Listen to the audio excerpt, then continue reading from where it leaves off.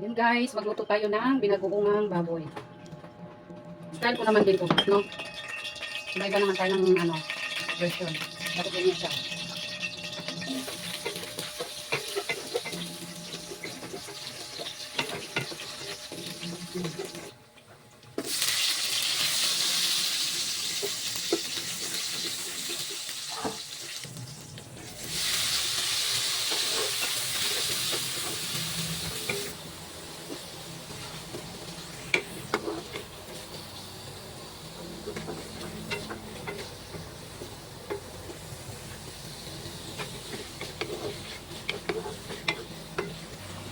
So guys, medyo okay na yung ating mga panghalo, mga ricado. Unahin natin ito pag luto ang bagoong bago ang natin ilagay yung karne ng baboy kasi yun din yung style ko, di ko alam sa inyo.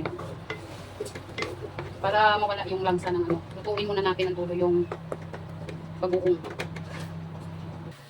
Ayun guys, ganito na siya, no? Saka na natin mga itong pork natin.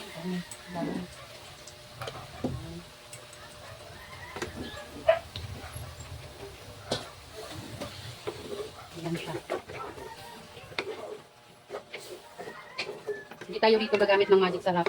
Bitchin lang. Kasi kapag mag-magic sarap tayo, yung susubra na sa alat. So, ganyan siya. Pamintang durog. Bitchin.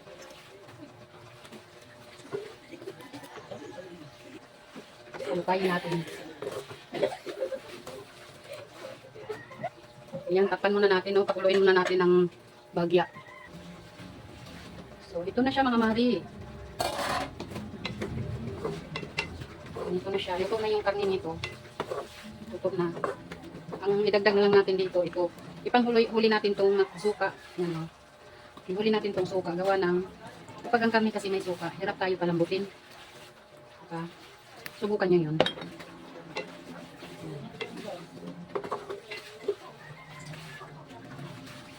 Pakukuluin na naman natin ito ulit. Para manunuot yung lasa ng suka. Ito na siya. So yun mga mari, maglagay na tayo ng asukal dito. Luto na kasi siya lahat. Ito na yung panghuli. Panghuling panghalo. Diba?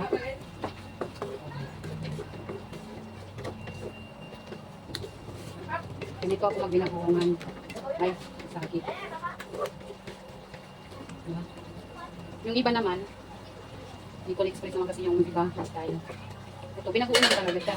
Sa Bicol Express naman, may gata yun. So ito, ang binabuhungan, walang gata.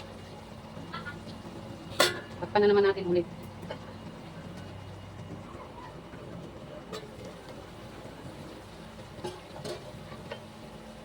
Nalupain na natin ito sa kalagi kasi yung asukan, mabilis siya magkamikan pag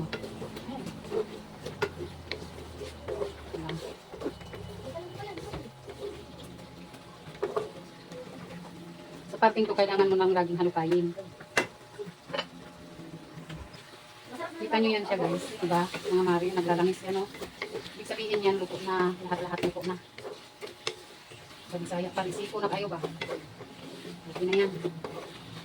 So, tikiman time. Ito yung pinakamagandang parte sa pagluluto. Yung tikiman time. Mga mari, diba?